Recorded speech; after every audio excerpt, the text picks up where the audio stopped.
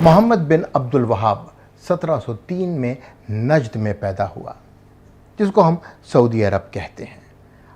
اپنی 90 سال کی عمر میں انہوں نے توحید کے نام پر آخری نبی صلی اللہ علیہ وآلہ وسلم کی توہین کی بھرپور تبلیغ کی۔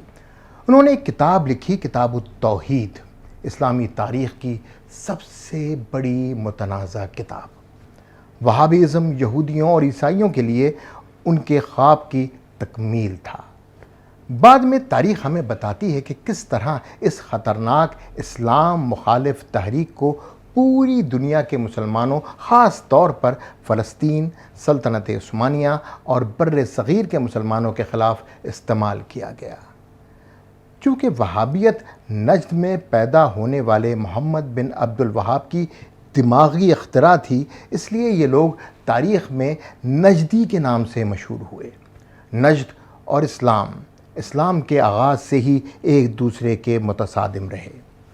ہم نجد اور اسلام کے درمیان دشمنی کو کچھ مراحل میں آپ کے سامنے پیش کریں گے۔